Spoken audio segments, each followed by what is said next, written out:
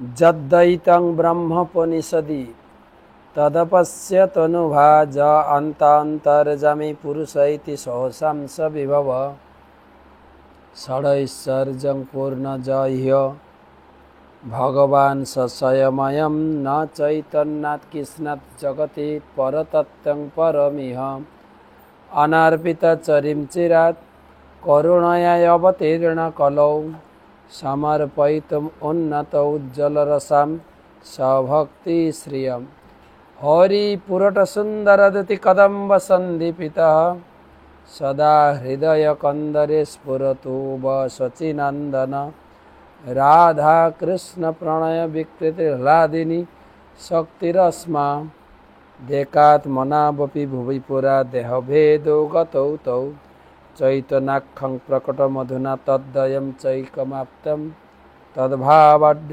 রাধা ভাবদূতে সুবলিতং নৌমি কৃষ্ণস্বরূপম বন্দে অহং শ্রীগুরো শ্রীযুতপদকমলম শ্রীগুরুन् বৈষ্ণবাंश्च শ্রীরূপং সাগ্রজাতং सहगण रघुनाथान्वितं तं सजीवं साद्वैतं सावधूतं परिजनसहितं कृष्णचैतन्यदेवं श्रीराधा कृष्णपादं सहगण ललिता श्रीविशाखान्वितांश्च नमो ॐ विष्णुपादाय कृष्णप्रेष्ठाय भूतले श्रीमते भक्ति वेदांत स्वामी निति नामिने नमस्ते सारस्वते देवे गौरवाणी प्रचारिणे निर्विशेष शून्यवादी पाश्चात्य देशतारिणे जय श्री कृष्ण चैतन्य प्रभु नित्यानंद श्री अद्वैत गदाधर श्रीवासदि श्री गौरभक्तबिंद हरे कृष्ण कृष्ण कृष्ण हरे हरे हरे राम राम राम हरे हरे हरे कृष्ण कृष्ण कृष्ण हरे हरे हरे राम राम राम हरे हरे। तो आज के হচ্ছে গুরুবার নাকি না বৃহস্পতিবার, গুরুবার বা লক্ষ্মীবার, বৃহস্পতিবার। আজকে সবার বাড়ি বাড়ি লক্ষ্মী পূজা হয়। এখন তো দেওয়াল বাড়ি হয়ে গেছে আর লক্ষ্মী পূজা উঠে গেছে। লক্ষ্মী পূজা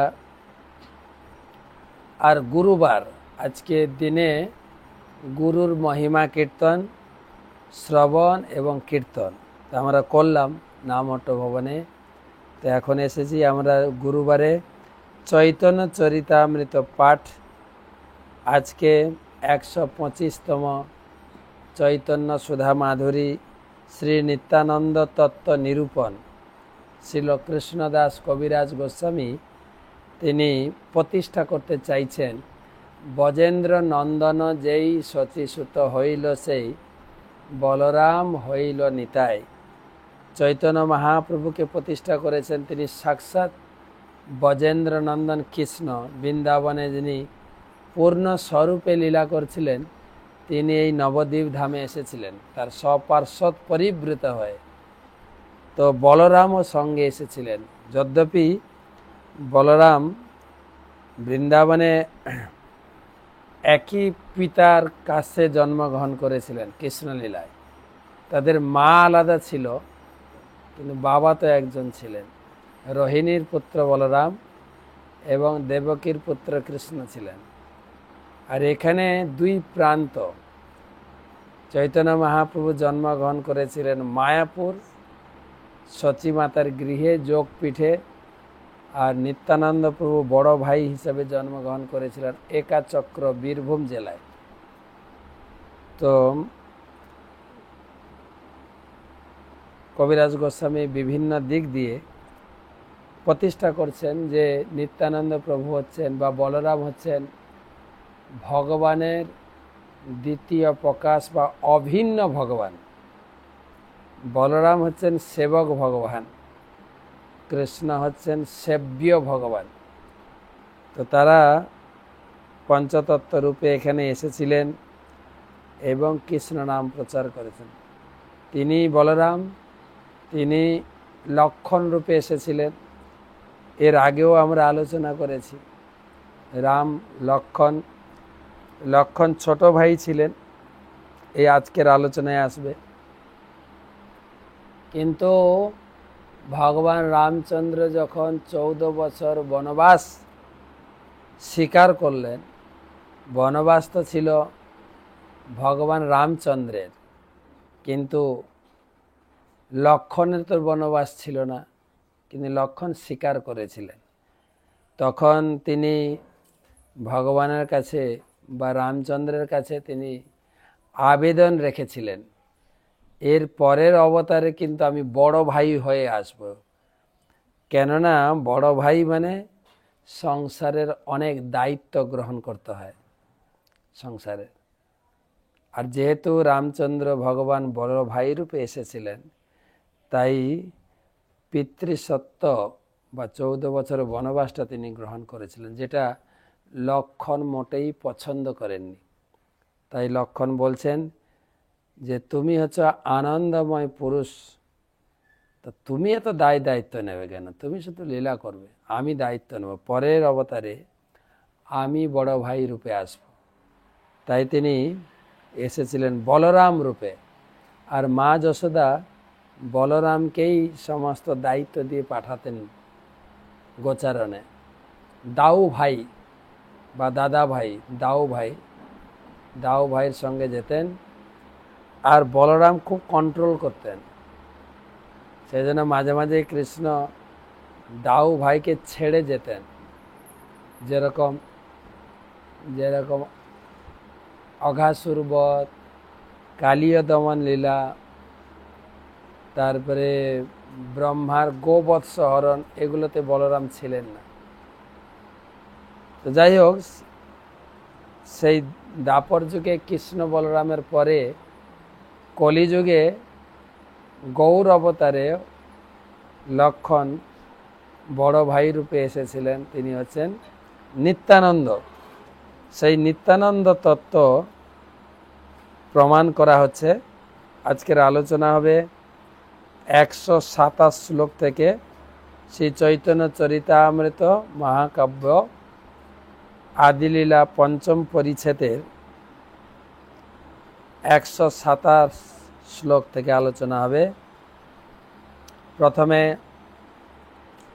সমস্ত শ্রোতৃমণ্ডলী সকলকে জানাই কৃষ্ণ প্রীতি শুভেচ্ছা এবং গুরুপাদ পদ্মে প্রণাম নিবেদন করে তার অহেতুকী কৃপা আশীর্বাদ প্রার্থনা করি।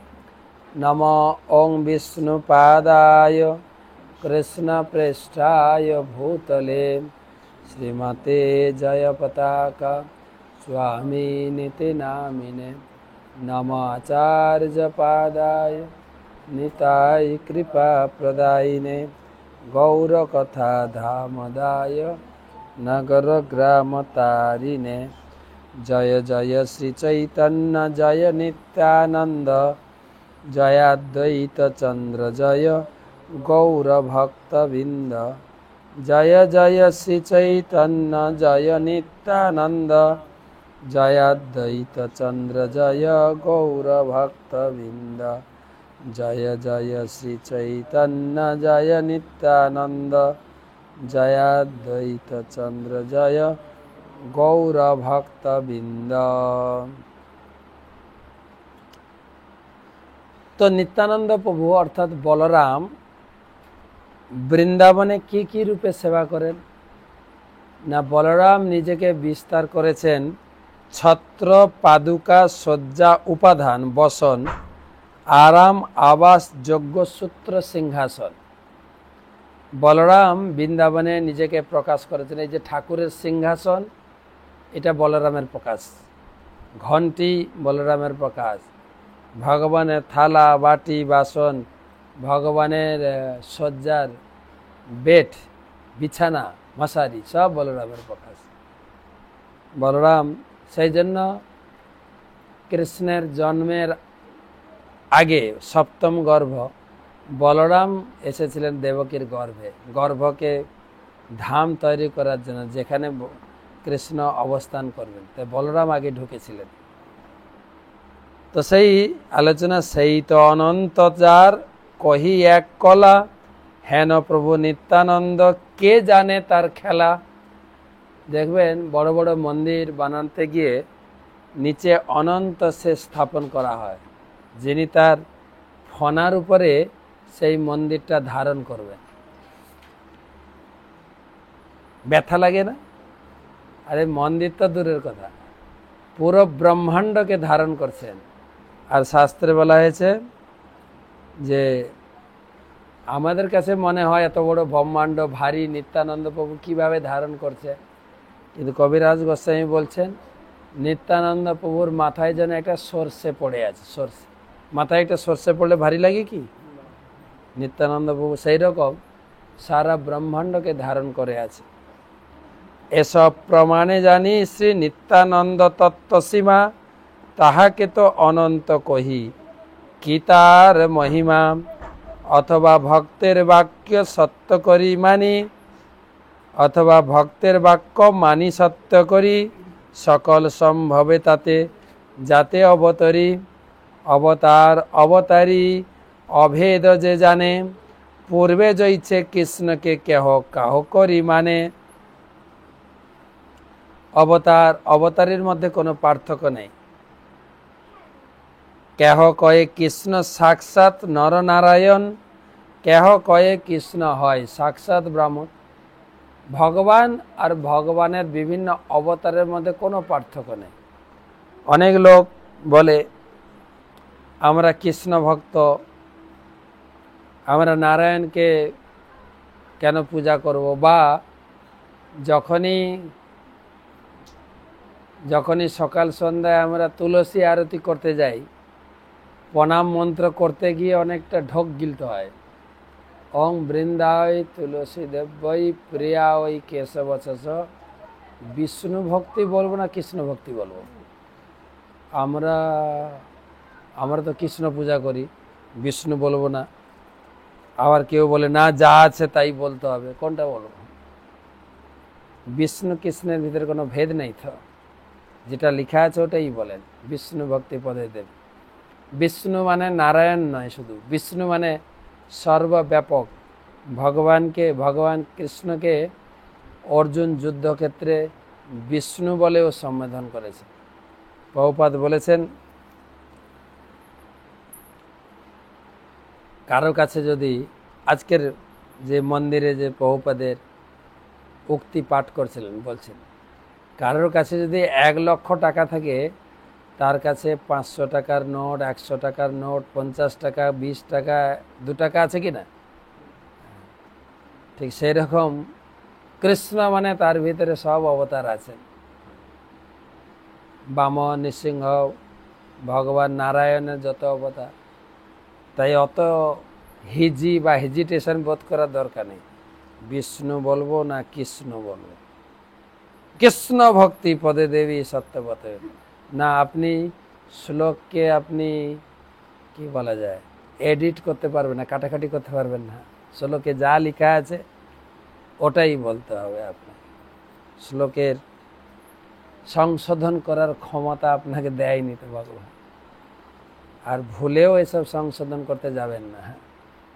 আমরা দেখি সেই গীতার একটা শ্লোক যে অনন্য চিন্তয়ন্ত মাম যে জনা পর্যুপাসতে, তারপরে কি তেষাম নিত্যাভিযুক্ত নাম যোগক্ষেমম বহাম্যহম। তো ওইটাকে একটু এডিট করতে চাইছিলেন, সংশোধন করতে চাইছিলেন। এটা ভুল আছে, এটাকে করাম্যহম হবে, বহাম্যহম হবে না। সে অর্জুন মিশ্র বলে এক ব্রাহ্মণ ছিলেন, গরিব।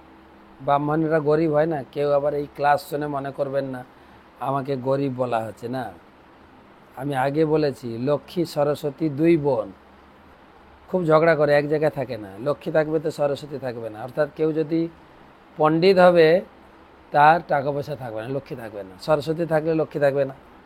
আবার কারো কাছে যদি লক্ষ্মী থাকে সে অত পণ্ডিত করতে পারবে না, ওই টাকা পয়সা নিয়ে থাকবে। তো সেই জন্য ব্রাহ্মণ খুব গরিব ছিল। অর্জুন মিশ্র ভিক্ষা করেই তার সংসারটা চলতো। অনেক দিন ধরে ভিক্ষা পায়নি। আর ব্রাহ্মণ ভগবানের বড় ভক্ত ছিল, ভিক্ষা করতে যেত, কিন্তু যেখানে হরিনাম কীর্তন পাঠ প্রবচন হতো ভিক্ষা ছেড়ে দিয়ে বসে হরিনাম কীর্তন করতো বা পাঠ প্রবচন শুনতো। তো তার স্ত্রী জোর করছেন, তুমি কিছু ভিক্ষা নিয়ে আসছো না, আমাদের পরিবার কি না খেয়ে মারা যাব। তখন অর্জুন মিশ্র বলছেন, দেখো ভগবান গীতায় কথা দিয়েছেন যে তার ভক্ত হবে, যে অনন্য চিত্তে যার উপাসনা করবে, অনন্য চিন্তয়ন্ত মাম যে জনা পর্যুপাসতে তেসাম নিত্যাভিযুক্ত। আমি তার যা কিছু দরকার আমি নিজে বয়ে এনে দিই। ধরুন আপনার একটা দোকান আছে, মুদিখানার দোকান, একটা বড় পার্টি, এখানকার হয়তো জমিদার বা কেউ তার বাড়ির একটা বিয়ের অর্ডার পেয়েছেন, আপনি মনে হয় নিজে কেয়ার করে তার জিনিসপত্রগুলো গুছিয়ে তার বাড়িতে নিজে পৌঁছে দিয়ে আসবেন, তাই না? জানি লোক পাঠালে কি আবার ভুল টুল হতে পারে। ভগবানও বলছেন ভক্তের বাড়িতে যা দরকার আমি নিজে মাথায় করে বয়ে নিয়ে যাব। তো এই কথাটা অর্জুন মিশ্রের স্ত্রীর পছন্দ হলো না। ভগবান বয়ে দিয়ে যায়। ভগবান হয়তো কাউকে দিয়ে করায়, ওটা বহাম মহম হবে না, করাম মহম হবে। কাউকে দিয়ে করায়, কেটে দিস, ভুল। তো ব্রাহ্মণ গেছেন ভিক্ষা করতে, সারা দিন কিছুই পায়নি, কিচ্ছুই। এদিকে স্ত্রী বাড়িতে ছিল, ছেলে মেয়ে ছিল, দুটো ছেলে, মাথায় অনেক খাবার দাবার জিনিস, মানে চাল ডাল তরি তরকারি অনেক, খুব কষ্ট করে নিয়ে এসছে। তখন বলছে এগুলো, বলছে আপনার স্বামী পাঠিয়েছেন। বলছে এত বড় বোঝা তোমাদের ছোট ছোট দুটো ছেলের ঘাড়ে এত চাপিয়েছে। বলছে কি করব, তোমার স্বামী চাপিয়ে। বলছে রে নামা নামা নামা, তো তোমার একটু অপেক্ষা করো, আমি রান্না করব, খেয়ে যাবে। বলছে না, আমরা তো খেতে পারবো না, আমাদের জিভ কেটে গেছে, জিভ দিয়ে টকটক করে রক্ত পড়ছে। কেটে যাবে। কে কেটেছে? তোমার স্বামী জোর করে জিভ কেটে দিয়েছে। তখন একজন বলছে না, স্বামী কাটেনি, কে কেটেছে আমরা জানি না। কিন্তু তখন তারা চলে গেছেন। সন্ধ্যার সময় অর্জুন মিশ্র ফিরেছেন, আর বিশাল রাজভোগের আয়োজন, বিশাল। বলছে আমি তো সারাদিন ঘুরলাম, কিছুই পাইনি, তুমি রাজভোগের ব্যবস্থা করলে কি করে? বলছে কেন, তুমি যে ওই দুটো ছোট ছোট ছেলের মাথায় এত খাবার দাবার পাঠিয়েছ। আমি পাঠালাম? বলছে হ্যাঁ, তুমি তো পাঠিয়েছো। ওরা কোথায়? না, ওদেরকে বললাম থাকো, খেয়ে যাবে, বলে আমাদের জিভ কেটে গেছে, খেতে পারবো না, ওরা চলে গেছে। তখন অর্জুন মিশ্র তো ভগবানের ভক্ত ছিল, তো তিনি উপলব্ধি করেছেন কে নিয়ে এসেছিল। কৃষ্ণ বলরাম বলেছে না, ভক্তের যা দরকার আমি বয়ে নিয়ে যাব, নিয়ে এসছে। জিভটা কাটলো কি করে? ওই যে ওর স্ত্রী শ্লোকটা কেটে দিয়েছেন, দাগটা পড়ে গেছে। প্রত্যেকটা শ্লোক ভগবানের শরীর, কিন্তু দাগ মারা যাবে না, তাই এডিট করা যাবে না। সেই জন্য এখানে বলছেন যে, যেটা আমি বলতে চাইছিলাম, যে মন্ত্রে যা লেখা আছে ওইটাই বলেন, বেশি বিষ্ণু বলবো না, কৃষ্ণ বলবো।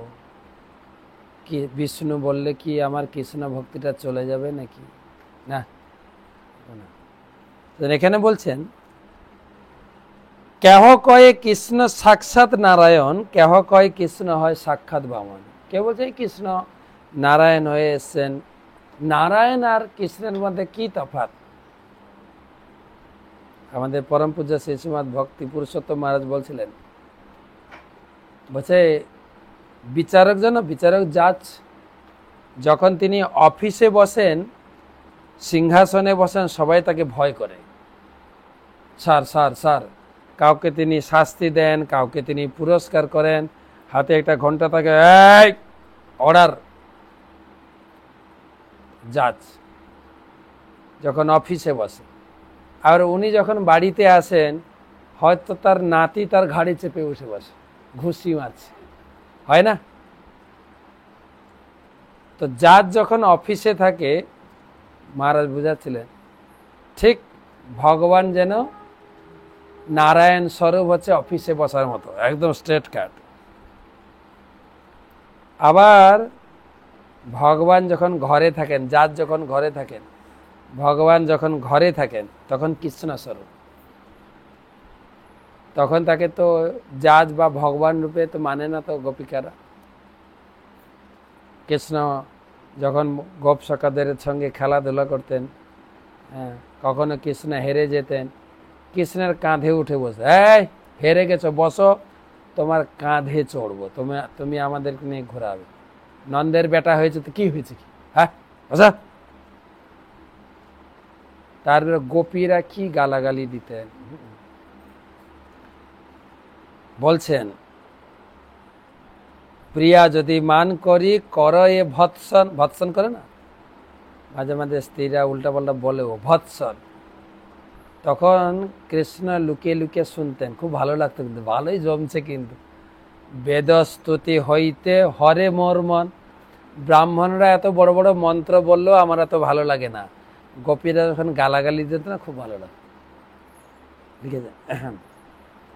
তো এই হচ্ছে বিষ্ণু আর কৃষ্ণ। বিষ্ণু মানে তিনি জগৎ পরিচালনা করছেন অফিসারের মতো, আর কৃষ্ণ হচ্ছে সবার সঙ্গে খেলাধুলা।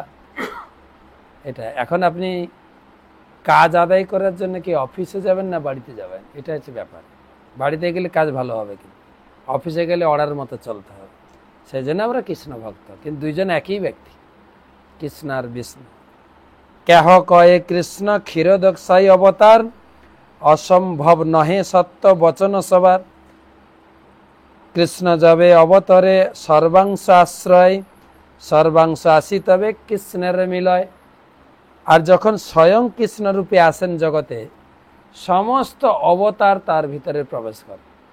যেরকম চৈতন্য মহাপ্রভু এসেছিলেন, তিনি এই জায়গায়, এই সামনে হচ্ছে আমাদের কি বলে শ্রীবাস সঙ্গ, এদিকে এদিকে এদিকে শ্রীবাস সঙ্গন, শ্রীবাস অঙ্গনে তিনি বিষ্ণু স্বরূপ দেখিয়েছিলেন সিংহাসনে বসে, বিষ্ণু রূপে। তারপর আরেকটু গেলে মুরারি গুপ্তের বাড়ি, মুরারি গুপ্ত শ্রীপাদ, সেখানে তিনি নিজেকে রামচন্দ্র রূপে প্রকাশ করেছিলেন।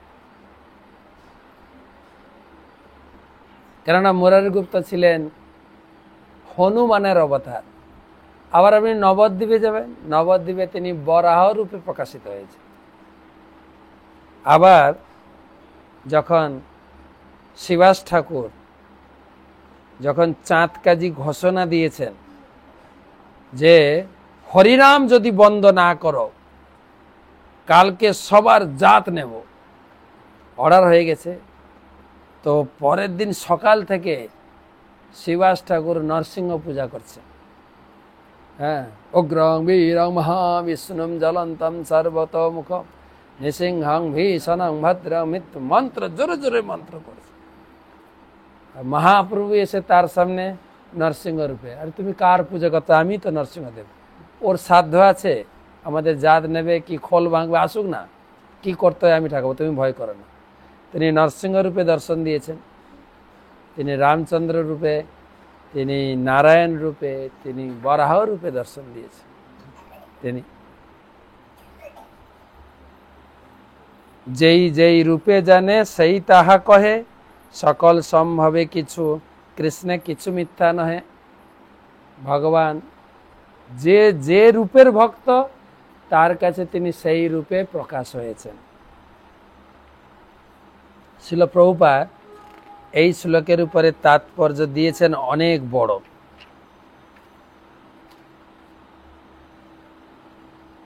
এই সম্পর্কে হায়দ্রাবাদে যখন আমরা হরে কৃষ্ণ মহামন্ত্র প্রচার করছিলাম, তখন আমাদের দুজন সন্ন্যাসীকে কেন্দ্র করে একটি ঘটনার কথা উল্লেখ করা যায়। তাদের একজন বলেছিল হরে নাম বলতে শ্রী বলরামকে সম্বোধন করা হচ্ছে, আরেকজন প্রতিবাদ করছে হরে নাম মানে রামচন্দ্রকে বলা হচ্ছে। হয় না, আমরা যে হরি নাম জপ করি, তিনটা নাম আছে ওতে, হরে, কৃষ্ণ আর রাম, তিনটা শব্দ আছে, ওগুলো ডবল ডবল ডবল ডবল বলা হয়েছে। তো কেউ বলছে রাম মানে বলরাম, কেউ বলছে রাম মানে রামচন্দ্র, লেগেছে তর্ক। অন্য একজন, আচ্ছা, অবশেষে তারা তাদের সেই তর্কের সিদ্ধান্ত জানার জন্য আমার কাছে আসে। আমি বলেছিলাম যে কেউ যদি হরে রাম এর রাম রামচন্দ্র আর কেউ যদি হরে রামের বলরাম, তাদের দুজনেই ঠিক, তোমরা দুজনেই ঠিক। কেননা শ্রী বলরাম ও শ্রী রামচন্দ্রের মধ্যে কোনো পার্থক্য নেই। শ্রী চৈতন্য চরিতামৃতে দেখা যাচ্ছে, এইখানে সেই শ্লোকটি বলা হয়েছে, যেই যেই রূপে জানে সেই তাহা কয়ে, সকল সম্ভবে কৃষ্ণ কিছু মিথ্যা নয়। যে যেই ভাবে ভগবানকে পূজা করতে চায়, ভগবান তার সামনে সেই রূপে প্রকাশিত হন। কেউ যদি হরে রাম মন্ত্রে রামচন্দ্রকে সম্বোধন করেন অথবা রামচন্দ্রকে বোঝেন, তাও ভুল নয়। তেমনি কেউ যদি বলেন হরে রাম বলতে শ্রী বলরাম, তাও সঠিক। যারা বিষ্ণু তত্ত্ব সম্বন্ধে অবগত, তারা এই সমস্ত বিষয় নিয়ে তর্ক করেন না। আবার একটা তর্ক আছে, আচ্ছা রামও বলবো না রাম বলবো, আর এক তর্ক, তোমার উচ্চারণ ভুল হচ্ছে, হরে রাম রাম রাম হরে হরে, এটা ভুল। তা কি করলে ঠিক হবে? হরে রাম রাম রাম হরে হরে। মহাপ্রভু বলছেন দুটোই ঠিক। আরে এটা হরে রাম আর হরে রাম, এটা ছেড়ে দিন। আমাদের বাঙালিরা আমরা বলি হরে কৃষ্ণ কৃষ্ণ কৃষ্ণ হরে হরে। উড়িয়ারা বলে হরে কৃষ্ণ কৃষ্ণ কৃষ্ণ হরে হরে। কোনটা ঠিক? আবার চাইনিজ লোকেরা বলে অলে অলে কিন্ন অলে কিন্ন কিন্ন কিন্ন অলে অলে অলে লাম অলে লা, ওরা র উচ্চারণ করতে পারে না। তো যে যেভাবে ভগবানকে ডাকবে, বলে উচ্চারণ ঠিকই আছে, কোনো ভুল নেই। কিন্তু লঘু ভাগবতামৃতে গ্রন্থে শ্রীল রূপ গোস্বামী শ্রীকৃষ্ণকে বৈকুণ্ঠ লোকে বাসুদেব, শঙ্কর্ষণ, পদ্মম্ন অনিরুদ্ধ রূপে প্রকাশকারী নারায়ণ এবং ক্ষীরোদকশায়ী বিষ্ণু উভয় বলে বর্ণনা করেছেন। শ্রীকৃষ্ণ নারায়ণের অবতার বলে যে ধারণা, তা তিনি খণ্ডন করেছেন। কোন কোন ভক্ত মনে করেন নারায়ণ হচ্ছেন আদি পুরুষ ভগবান এবং শ্রীকৃষ্ণ তার অবতার। এমনকি শঙ্করাচার্য তার ভগবদ্গীতার ভাষ্য নারায়ণকে পরমেশ্বর বলে স্বীকার করেছেন, যিনি দেবকী ও বসুদেবের পুত্র কৃষ্ণরূপে আবির্ভূত হয়েছেন। কেউ বলে নারায়ণ আগে, নারায়ণ থেকে কৃষ্ণ এসছে, কেউ বলে কৃষ্ণ থেকে নারায়ণ এসছে, সব তর্ক। কিন্তু শ্রী রূপ গোস্বামী, আচ্ছা, রূপ গোস্বামী অনুগামী গৌড়ীয় বৈষ্ণব সম্প্রদায় ভগবদ্গীতার তত্ত্ব প্রতিষ্ঠা করেছেন। সব কিছুই কৃষ্ণ থেকে প্রকাশিত হয়েছে। কৃষ্ণ নিজে সে কথা তিনি বলেছেন ভগবদ্গীতাতে, অহম সর্বস্ব প্রভব মত্য সর্বম প্রবর্ততে ইতি মত্য়া ভজন্তে মাম বুধা ভাব সমন্বিত। আমার থেকে সবকিছু এসছেন। তাই শ্রীকৃষ্ণ হচ্ছেন আদি পুরুষ, নারায়ণ নন। শ্রীমদ্ ভাগবতের একটা শ্লোক, শশান্ত রূপৈ স্তরৈঃস্বরূপৈ রভ্যর্দমেশ অনুকম্পিতাত্মা পরাবরেশ মহদংশ যুক্ত হজোপি জাত ভগবান যথাগ্নি যখন বসুদেবের মতো ভগবানের শুদ্ধ ভক্ত কংস আদি ভয়ঙ্কর অসুরের দ্বারা উৎপীড়িত হন, তখন শ্রীকৃষ্ণ বৈকুণ্ঠপতি নারায়ণ আদি তার সমস্ত লীলা অবতারের সঙ্গে যুক্ত হন এবং তিনি অজ হওয়া সত্ত্বেও জন্মগ্রহণ করেন। ঠিক যেমন অরণি কাষ্ঠের ঘর্ষণের ফলে আগুনের প্রকাশ হয়। আমাদের কয়েকদিন আগে নরসিংহ চতুর্দশী উপলক্ষে 9 দিন ব্যাপী নবরাত্রি নরসিংহ পূজা হচ্ছিল। আপনারা দেখেছেন নবরাত্রি নরসিংহ পূজা, এবং প্রতিদিন 12টা করে যজ্ঞ হতো।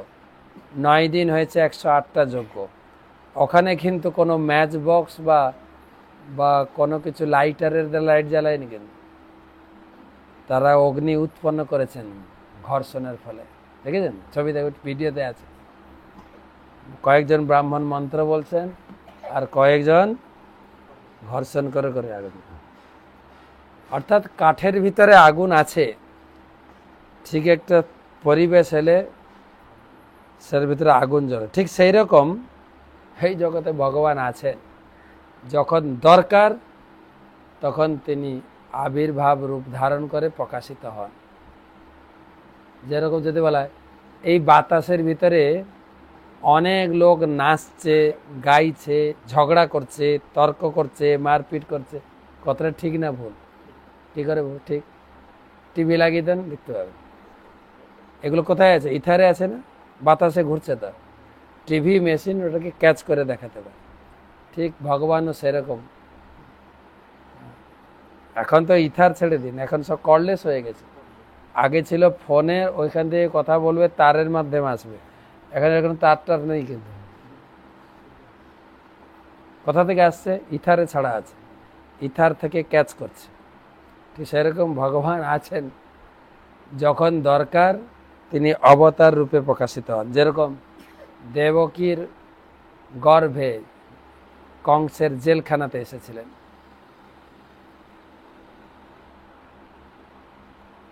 শ্রীকৃষ্ণ যখন আবির্ভূত হন তখন তিনি নারায়ণ, বাসুদেব, শঙ্কর্ষণ, অনিরুদ্ধ, পদ্মম্ন মতো সমস্ত অবতারদের পূর্ণরূপে অবতরণ করেন। তাই শ্রীকৃষ্ণ যখন এসেছিলেন তার সঙ্গে সব অবতার সঙ্গে ছিল। আর কৃষ্ণ কিন্তু একজনও অসুর বধ করেননি, অসুর বধ করেছেন নারায়ণ। কৃষ্ণ দ্বারে করে অসুর নিধন, চৈতন্য চরিতামৃতে আছে। শ্রীকৃষ্ণ সর্বদাই নৃসিংহ, বামন, নরনারায়ণ, হয়গ্রীব, অজিত আদি অবতারের সঙ্গে যুক্ত। বৃন্দাবনে শ্রীকৃষ্ণ কখনো কখনো এই সমস্ত অবতারদের লীলা প্রদর্শন করেছেন। বৃন্দাবনে করেছেন অনেক লীলা। বৃন্দাবনে আপনারা কামবনে যাবেন, কামবনে দেখবেন সব থেকে বেশি বাঁদর আছে কামবনে। কেননা ভগবান, কামবন এলাকাটা ভগবানের মামার বাড়ি ছিল, না যশোদা মায়ের বাপের বাড়ি, কামবন এলাকা। তো কিন্তু ভগবান কৃষ্ণ গোপীদের সামনে তিনি রামলীলা প্রকাশ করেছিলেন। একবার তিনি গোপীদের সঙ্গে ছিলেন, আর পাশাপাশি কিছু বাঁদরগুলো উৎপাত করছিল, গাছ থেকে নামছে, ঝাঁপ দিচ্ছে জলে। বাঁদর চুপচাপ থাকে না, কিন্তু সোজা কথায় বলে বাঁদরের বাঁদরামি। ঠিক আছে, কোনো বাচ্চারা চঞ্চল হলে এই কথাটা ব্যবহার করে, কিন্তু বাঁদরামি করার জায়গা পাও না। আরে বাঁদরামি তো বাঁদর করে, আমাকে কেন বাঁদরামি বলছে না? ওই কথাটা অ্যাড করে দেয়, বাঁদরের বাঁদরামি। তো চঞ্চল, তখন এরা আলোচনা করছে, ললিতা, বিশাখা, চম্পকলতা, চিত্রা, তুঙ্গবিদ্যা, রঙ্গদেবী, সুদেবী। আচ্ছা, এই বাঁদরগুলো খুব শক্তিশালী, কিন্তু ত্রেতা যুগে ভগবান রামচন্দ্রের লীলাতে বড় বড় পাথর বইছিল এইগুলো, আর দিয়ে সমুদ্রের উপরে বিনা পিলারে সেতু বানিয়েছিল এই বাঁদরগুলো। ভগবান কৃষ্ণ হাসছেন, বলছে আমি সেই রামচন্দ্র ছিলাম। হ্যাঁ, বাঁদরামি করার জায়গা পাও না? সেই ছিল বলে হলো? ভগবান রামচন্দ্র ছিল দশরথ পুত্র, এবং তিনি ছিলেন এক পত্নী ব্রত। আর তোমার তো মেয়েলির ভাব নেই। হ্যাঁ, তুমি বলছো আমি রামচন্দ্র ছিলাম, ফালতু কথা। বলছে বিশ্বাস করো না করো, ত্রেতা যুগে আমি এসেছিলাম রামচন্দ্র রূপে, আমি লীলা করেছি, আমি সব বাঁদরকে দিয়ে সেতু বানিয়েছিলাম। বলছে তাহলে দেখাও। রামচন্দ্র ভগবান যেরকম সমুদ্রের উপরে ভাসমান সেতু বানিয়েছিলেন, তুমি এই পুষ্করিণীর উপরে একটা সেতু বানাও। ঠিক আছে, তোমরা পাথর নিয়ে আসো। বলছে আমরা কেন আনবো, বাঁদর দিয়ে করাও, আমি কেন করবো। আর ভগবান অর্ডার দিয়েছেন, বাঁদররা পাথর নিয়ে এসছেন, তার উপরে রাম নাম লিখে পাথর ফেলেছেন, তার উপর সেতু বন্ধ। কামবন এলাকায় দেখবেন সেতু বন্ধ আছে, আছে তো না নেই? মহাপ্রভু গেছিলেন, অশোক বাটিকা আছে। ভগবান সেজন্য বলছেন বৃন্দাবনে ভগবান যে যেরকম চেয়েছেন তার কাছে তিনি সেই রূপে প্রকাশিত হয়েছে। ব্রহ্মাণ্ড পুরাণে বলা হয়েছে সেই একই পরমেশ্বর ভগবান যিনি বৈকুণ্ঠের চতুর্ভুজ নারায়ণ রূপে পরিচিত, সমস্ত জীবের পরম বন্ধু ক্ষীর সমুদ্রে শ্বেতদ্বীপপতি যিনি হচ্ছেন পুরুষোত্তম, তিনি নন্দ মহারাজের পুত্র রূপে আবির্ভূত হয়েছিলেন।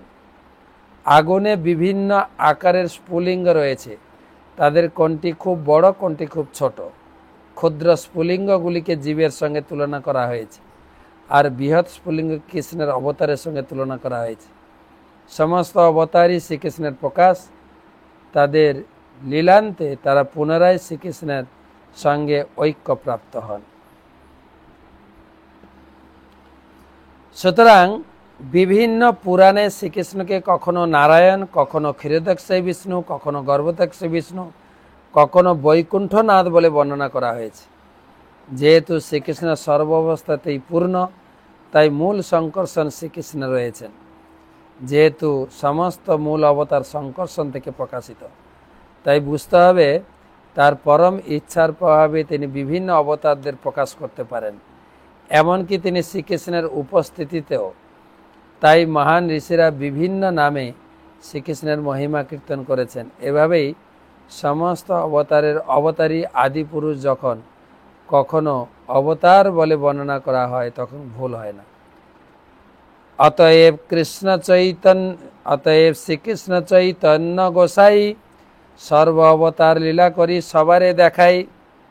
শুধু তাই না, কৃষ্ণ না, চৈতন্য মহাপ্রভুও তার ভক্তরা যে যে রূপে দেখতে চেয়েছেন সেই রূপে দেখিয়েছেন। আপনারা আমাদের মায়াপুরে যখন আসবেন, চৈতন্য লীলা প্রদর্শনীতে ঢুকবেন, অদ্বৈত আচার্য মহাপ্রভুর বিশ্বরূপ দেখতে চেয়েছিলেন, বিশ্বরূপ দেখিয়েছেন, বিশ্বরূপ রূপে প্রকাশিত হয়েছে। অতএব নিত্যানন্দ অনন্ত প্রকাশ, সেইভাবে কহে মই চৈতন্যের দাস। ঠিক সেরকম এই নিত্যানন্দ প্রভু হচ্ছেন স্বয়ং অনন্ত, কিন্তু তিনি নিজেকে পরিচয় দিয়েছেন আমি হচ্ছি চৈতন্যের দাস, চৈতন্য মহাপুরুষ সেবক। তবে তিনি কভু গুরু, কভু সখা, কভু ভৃত্যলীলা, পূর্বে যেন তিনভাবে ব্রজে কইলে খেলা। যেরকম বলরাম তিনি বড় ভাই গুরু রূপে অর্ডার করেছেন, বড় ভাই সাধারণত গুরু তুল্য, তাই না? বড় ভাই গুরু তুল্য তো নাকি? এখন তো বড় ভাই নেই, তো বড় ভাই হবে। এখন কিছু কিছু শব্দ আমাদের হিন্দু ধর্ম থেকে লোপ পেতে যাচ্ছে, লোপ। যেরকম মামাটা চলে যাবে কিছুদিন পরে, কেন? ভাই নেই তো মামা কোথেকে আসে বলেন? আমার ছেলে মেয়েরা, মেয়ের ভাই না, তার মাসিটাও চলে যাবে, একটাই মেয়ে, মাসিটাও মুছে দিতে হবে, তাই না? তার পিসি, মানে কিছু কিছু শব্দ আর লোকে বলবে না, সেই জন্য এখন থেকে সবাই বলা শুরু করেছে এন্টি, মানে আন্টি। কেন মাসি, পিসি, মামা, ওই কথাগুলো আর থাকবে না। কেন সবাই একটা যুক্তি করে বসে আছে, একটা নেব, হয় ছেলে না হলে যায় একটা। তো তার সাপোর্ট না থাকলে মামা, মাসি, পিসি এগুলো আসবে করতে, এগুলো থাকবে না। কিন্তু ভগবান কৃষ্ণ যখন বৃন্দাবনে ছিলেন, বলরামের 3টে অভিনয় ছিল, 3টে রোল। তিনি গুরু, বড় ভাই, অর্ডার করতেন, যা বলতো তাই, গুরু। আর তিনি সখা, বন্ধু বান্ধবের সঙ্গে তিনিও খেলতে যেতেন। আর ভৃত্য, ভৃত্য কখনো কৃষ্ণ যখন শুয়ে থাকতেন, বলরাম তার পদসেবা করতেন। তিন লীলা করেছে। ঠিক সেরকম নিত্যানন্দ প্রভুও মহাপ্রভুর কাছে সেই 3 ভাবে প্রকাশিত। তিনি হরিনাম সংকীর্তনে সখার মতো ছিলেন, আবার তিনি ছিলেন বড় ভাই, আবার তিনি নিজেকে বলছেন আমি চৈতন্যের দাস। বৃষ হইয়া কৃষ্ণ সনে মাথা মাথিরন, কভু কৃষ্ণ করে তার পাদ সম্বাহন। কখনো কখনো বড় হয়ে তিনি বলরাম শুয়ে পড়তেন আর কৃষ্ণ তার পদসেবা করতেন। আপনাকে ভিত্ত করি কৃষ্ণে প্রভু জানে, কৃষ্ণের কলার কলা আপনাকে মানে। নিজেকে বলরাম নিজে কৃষ্ণের সেবক বা ভিত্ত বলে মনে করতেন। বৃষাহ মানৌ, ভাগবতম থেকে শ্লোক দিয়েছে, নর্দন্ত যুযুধানে পরস্পরম অনুকৃত ঋতৈ জন্তুর রেতসু প্রাকৃতৌ যথা।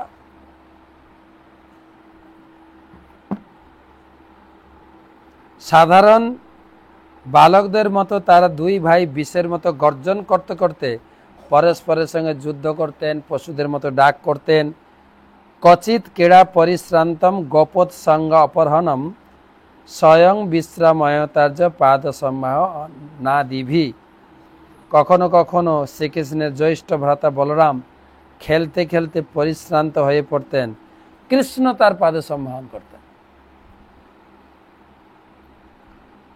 কখনো বলরাম কৃষ্ণের পাদে সম্মান করতেন, আবার কখন কৃষ্ণ বলরামের করতেন। কেং বা কুত আয়ত দৈবী বা নার্যতাসুরী প্রায় মায়াস্তু মে ভর্তু নান্যা মেয়পি বিমোহিনী। এই মায়া কে, কোথা থেকে এসেছেন? ইনি কি দৈবী না মানুষ না আসুরী?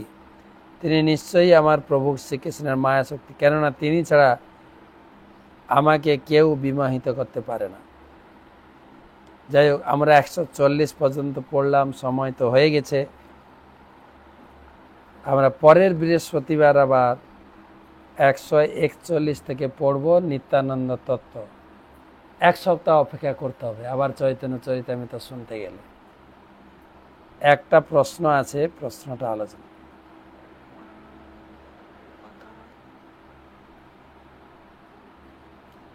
প্রশ্ন করেছেন মথুরেশ্বরী মাহিনী মাতাজি।